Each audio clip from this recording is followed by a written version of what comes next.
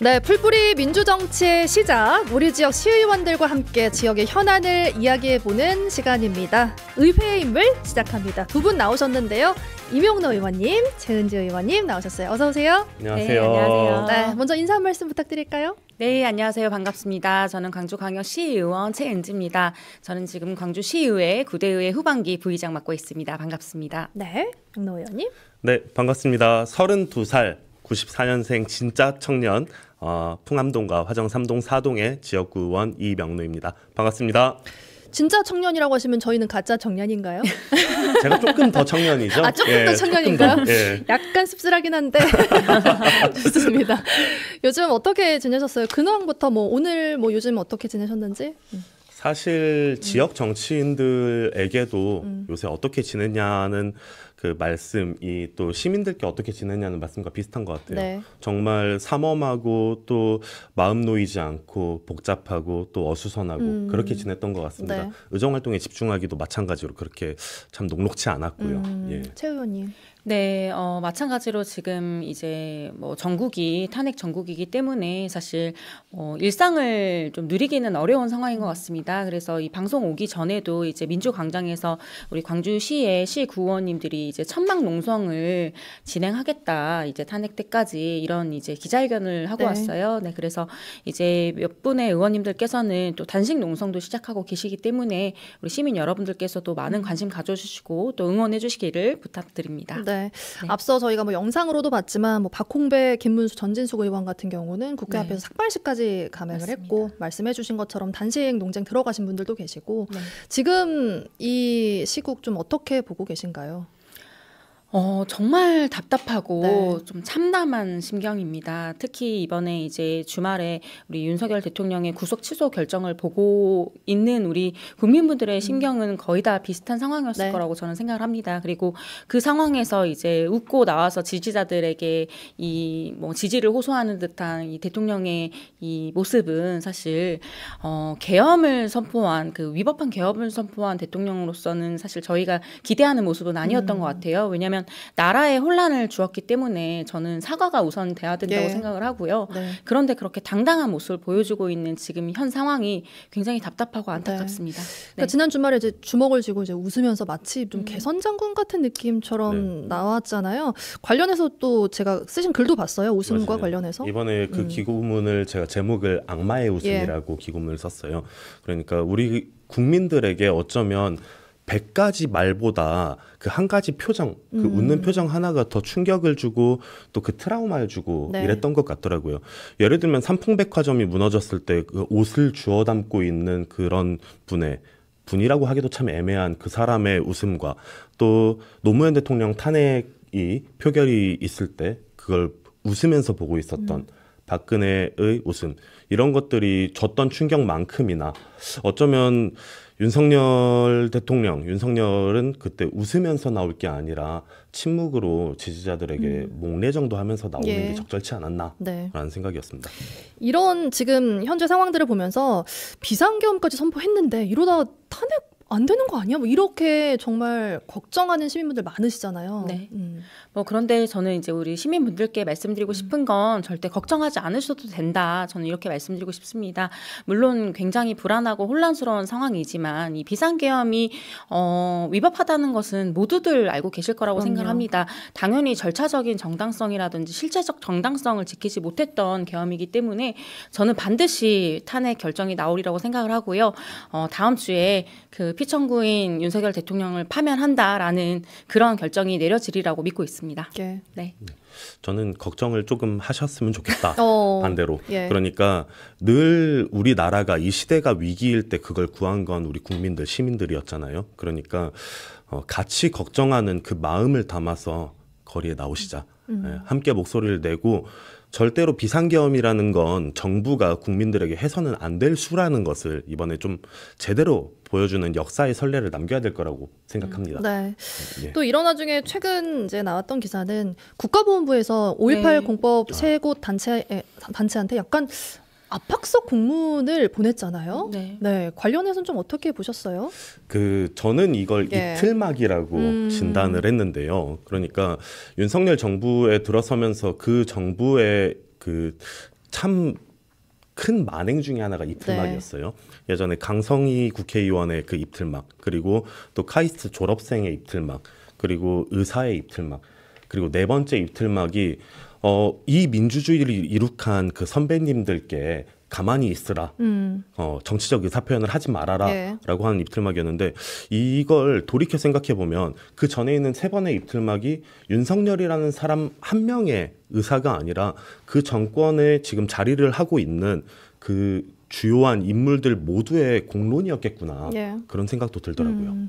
앞서 상황을 잠깐 정리해서 전해드리면, 물론 많은 분들이 이제 관심 있게 보고 계시겠지만 윤 대통령이 석방된 이후에 이제 공법세단체가 입장문을 발표했잖아요. 이거 말도 안 된다, 이런 입장문을 발표했더니 보훈부에서 그날 밤 10시쯤이었죠. 정치적 중립 의무의 준수사항에 위반이 발생했다. 그러면 안 된다. 이런 위반 사항이 발생하지 않도록 유념해달라. 그러면서 성명서 원본을 요구하기도 했고, 이런 일이 있어서 이제 이거 이렇게 말하는 거는 또 말이 안 된다라고 이제 맞서고 있는 상황이잖아요. 네, 좀 추가적으로 설명 부탁드릴게요. 네, 믿을 수 없는 상황이 저는 있다고 생각하고요. 보훈부에서도 사실은 이 역사를 잘 알고 계신다면 역사에 부끄러운 행동은 하지 않아야 된다. 저는 이렇게 말씀드리고 싶습니다. 우리 광주광역시는 사실 어떤 도시입니까? 민주화의 성지입니다. 그리고 5.18 단체 또한 우리나라의 민주주의의 이 역사를 만드신 분들이에요. 근데 그 분들이 불법적인 비상계엄에 대해서, 그리고 윤석열 대통령의 이 불법적인 구속 취소에 대해서 성명서를 낸 것을 그렇게 압박성으로 문제를 삼았다는 것은 저는 정말 용납할 수 없는 일이고요. 네, 굉장히 분노하고 있습니다. 그리고 이게 정치적 중립 의무를 위반했다라고 했는데, 정치적 중립 의무와 무슨 관련이 있는 거죠, 이 성명서가? 그 공문서 내용을 보면 법정 단체라서 그 중립 의무를 지키라 이건데, 사실 그건 국민적 정서로도 납득할 수 없죠. 다른 단체도 아니고요. 아니, 지금 대통령이 법을 안 지켜서 심지어 헌법을 위반해서 지금 구속이 됐다가 풀려났다, 이런 마당에 무슨 다 법정 단체에게 정치적 중립 의무를 얘기한다는 것 자체가 지금 상황과는 전혀 맞지 않은 그런 처사라고 저는 생각하고 있습니다. 조금만 덧붙이자면 이거는 정치적 성향의 문제가 아니라 옳고 그름의 문제다라고 우리가 판단하는 게 맞다고. 어느 한 정당의 편을 드는 그런 문제가 아니잖아요. 그렇습니다. 네. 맞습니다. 또 여기서 이제 문제가 되는 게, 사실 지금 공법단체 이야기 해주셨는데, 그럼 보훈부가 왜 그렇게 그런 공문을 보냈냐라고 따져보면 사실 예산권을 쥐고 있는 게 보훈부잖아요.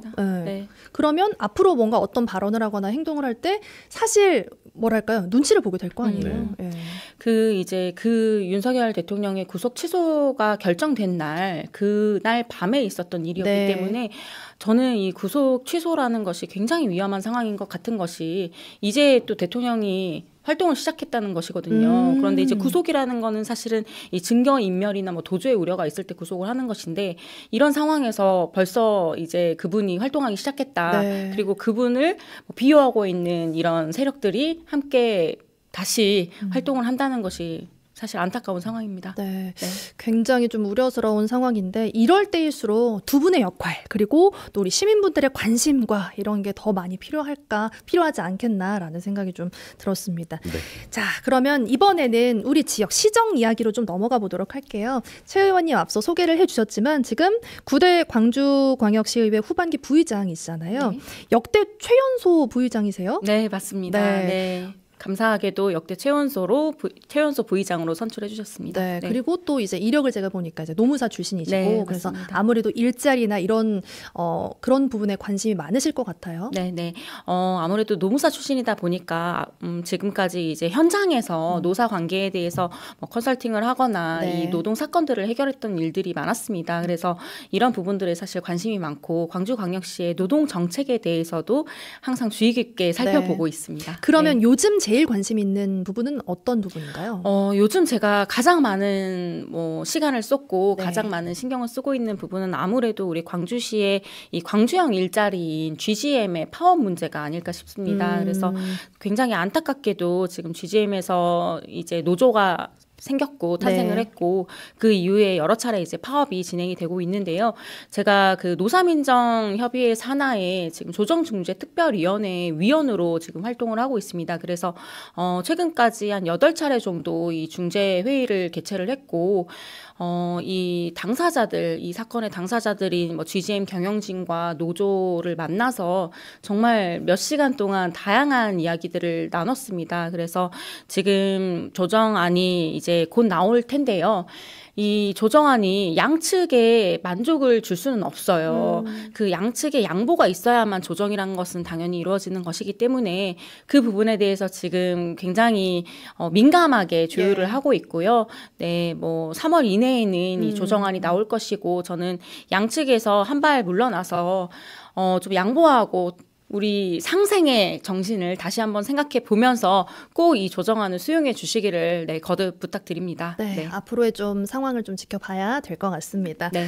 그리고 우리 이 의원님, 네. 뭐 이미 축하 인사 많이 받으셨겠지만요. 지난주에 이제 시장님도 나오셔서 시청 앞 결혼할 수 있도록 청년들 개방한 거 이야기하시면서 이명노 의원님 이야기하셨어요. 그 포문 열어주신 게 이 의원님이시죠? 네, 그렇습니다. 제가 상임위가 환경복지위원회예요. 네. 그래서 이게 출산율과 혼인율 이 문제가 저희 상임위 소관 업무란 말이죠. 보면서 어떤 부분을 어떻게 해결해 나가는 게 좀 더 가시적인 그런 변화를 만들 수 있을까라고 고민을 하는 그런 연구를 여러 차례 했습니다. 회의도 많이 했고요. 그러던 과정에서 우리 광주의 혼인율이 2013년에 8,800건에서 2023년에 10년 새 4,000건으로 반토막도 절반으로 줄어들었어요. 그리고 지금 그것과는 반대로 또 결혼식장을 대관하는 데는 요새 1년이 걸립니다. 이런 걸 보면서 우리 광주의 혼인 수요는 분명히 있는데 그걸 예식장이라는 그 정형화된 틀 안에서 그 웨딩 문화 안에서 감당을 해내지 못하고 있구나. 근데 마침 딱 창문을 여니까 시청 광장이 너무 예쁜 거예요. 네, 장미도 피었겠다. 네, 여기다 해서 재작년 행정사무감사 때 제안을 했죠. 우리 시청 광장도 그렇고 아시아문화의 전당 하늘마당이라든가 아니면 양림동 선교사 사택이라든가 이런 우리 시의 공유재산들을 결혼식장으로 대관하는 사업을 한번 해보면 어떨까라고 했는데 그때 반응이 굉장히 뜨거웠거든요. 근데 좀 행정이라는 게 새로운 업무를 만들어내는 게 꼭 그렇게 녹록치만은 않은 것 쉬운 같아요. 일은 아니죠. 그래서 작년에 비로소 제가 결혼을 딱 준비하면서 그걸 제안을 했던 그 당사자가 다른 곳에서 결혼을 하면 그것도 모순이고 하니까 그럼 제가 결혼을 해볼 테니 이거를 공식 사업화할지 말지를 좀 검토해 주실 수 있겠는가라고 했고 작년 10월 26일에 결혼을 했습니다. 결혼 날짜까지 말씀해 주셔서 네. 축하드립니다. 감사합니다. 네, 지금 나오고 있네요. 너무 맞아요. 예쁜데요? 네, 저렇게 결혼을 했고요. 이 결혼을 하고 나니까 제 아내입니다. 아내입니다. 네, 결혼을 하고 나니까 우리 시청에서도 이렇게 할 수 있구나. 그래서 지금 결혼식 사업을 정식으로 만들었고 지금 4월과 5월에 결혼식 예약이 전부 다 꽉 찼다는 아주 기분 좋은 소식을 들었는데요. 이 자리를 빌려서 좀 말씀드리자면 어디까지나 이건 이 결혼을 동의해준 사랑하는 아내의 그런 감사한 그런 마음이 있어서 가능했다. 그렇죠. 그 시작에는 또 이제 당사자의 의견이 중요하니까요. 그러니까요. 네, 맞습니다. 그리고 덕을 많이 쌓으셨나 봐요. 비가 안 왔네요. 그날 더웠어요. 오신 분들은 맞아요, 아시다시피 맞아요. 참 감사한 날이었습니다. 하창했습니다. 네, 좋습니다. 앞서 이제 그 출산율 관련된 정책도 이제 담당이다라고 하셔서 그런지 또 축하드릴 일이 하나 더 있다면서요. 아빠가 그렇습니다. 되셨습니다, 여러분. 예비 아빠입니다. 지금 5월이 예정일이고요. 아내와 함께 예비 아빠 엄마가 되는 준비를 열심히 하고 있습니다. 태명이 뭔가요? 밤토리예요. 밤토리. 왜 밤토리예요? 아내 이모님께서 그 알밤 줍는 꿈을 너무 행복하게 꾸신 태몽이 있어가지고 밤토리 귀엽겠다 생각하고 소문을 듣자니 이제 명노 의원님과 아주 똑같이 생긴 따님이라고. 네, 요새 초음파 사진 보면 입새 초음파로 해서 얼굴이 진짜로 자세히 보이더라고요. 너무 신기했고 부디 딸이면 아내를 닮아서 더 예쁘길 바랬는데 저랑 빼박이어가지고 그래서 어떤 아이가 나올지 기대되고 설렙니다. 아무래도 그런 출산과 육아 과정을 거치시면서 또 우리 시민분들에게 정말 더 밀접한 정책들을 많이 만드실 수 있을 것 같아요. 저는 정치의 정의를 공감을 실현하는 일이라고 늘 이야기합니다. 그래서 참 기대되는 게 이제 아빠가 됐을 때 그리고 육아를 넘어서 그 학교를 보내는 학부모가 됐을 때 이명노가 공감할 수 있는 영역이 어디까지일까 그리고 어떤 정책을 더 펼쳐볼 수 있을까 이게 진짜로 기대가 많이 됩니다. 그러면 구체적으로 이제 학생회장도 하셨잖아요. 네네. 그때 이제 공약을 뭐 한 39개 중에 38개를 다 지키셨다고 하시더라고요. 예. 그러면 시의원으로 지금 가장 좀 역점적으로 추진하고 있는 공약은 어떤 게 있으세요? 이제 두 개로 나눌 수 있을 것 같아요. 제가 지역구 의원이다 보니까 우리 지역구 주민들이 필요로 하는 일과 그리고 이 광주에서 필요한 일, 상임위 관련된 일들. 지역구에는 먼저 저희 풍암동은 경사로가 참 많습니다. 네. 그래서 그 경사로의 상습 결빙 구간들을 어떻게 해소할 수 있을까? 겨울에 위험하니까. 네, 제설을 하지 않아도 높게 만드는 방법이 없을까라고 해서 지금 시청과 조율을 하고 있는 게 열선도로를 한번 도입을 해보자. 열선도로요? 예, 도로에서 자체 발열이 되면서 눈이 녹아버리는 거거든요. 지금 네. 서울에선 성공 사례로 굉장히 많이 오. 이제 도입을 하고 있는 상황이고요. 네. 그것과 또 저희 화정 3, 4동 네. 같은 경우에는 그 하수관거가 분류식화가 안 돼 있어가지고 거기서 악취가 많이 올라와요. 그래서 그걸 분류식화를 해내는 작업을 제가 예결위원장을 하면서 예. 예산을 편성한 덕분에 지금도 차질 없이 이제 그 과정이 진행되고 있습니다. 그리고 상임위 관련해서 한 가지만 더 말씀드리자면 청소년 지도자 처우 개선을 지금 그 대표 발의로 조례를 개정을 청소년 하고 지도자? 네. 네. 청소년 수련 시설이라던가 아니면은 학교 밖 청소년 지원 센터 그리고 상담복지센터, 네. 성문화센터 이런 곳에서 종사하시는 분들인데요. 그분들에게 단일 임금 체계도 없고 그리고 광주의 임금 체계가 타시도에 비해서 낮아요.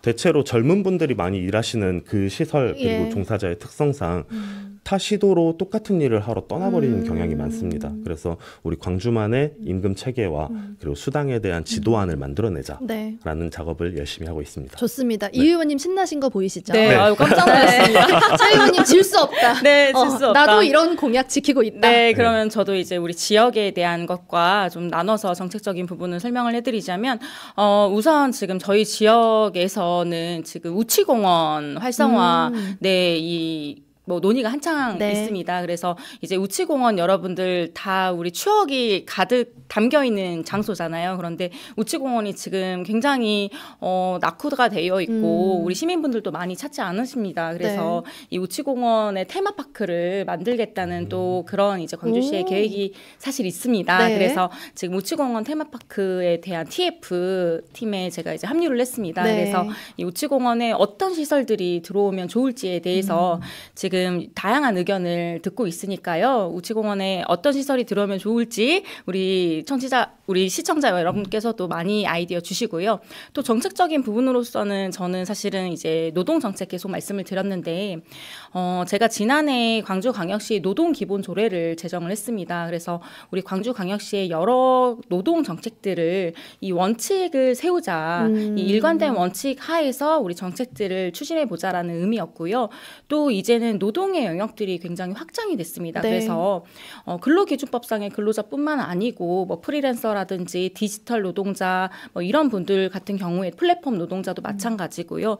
이제 노동법에 좀 보호를 받아야 되는 영역들이 많이 늘어났는데 네. 이 노동기본조례는 이 부분들까지 보호할 수 있는 조례입니다. 네. 그래서 이 조례를 바탕으로 이제 광주광역시에서 노동정책을 수립하는 것을 제가 열심히 함께 참여해서 지켜보고 있습니다. 좋습니다. 네. 그러니까 아무래도 노동의 형태가 많이 바뀌고 있잖아요. 맞습니다. 그래서 앞으로 정말 이제 시민분들이 실질적으로 체감할 수 있는 정책들 두 분께서 많이 고민하고 계시는 것 같으니까 저희도 기대하면서 또 응원하는 마음으로 지켜보도록 하겠습니다. 자, 네. 오늘 의회 인물 첫 번째 손님으로 두 분 최은재 의원님 그리고 이명노 의원님과 말씀 나눠봤습니다. 나와주셔서 고맙습니다. 감사합니다.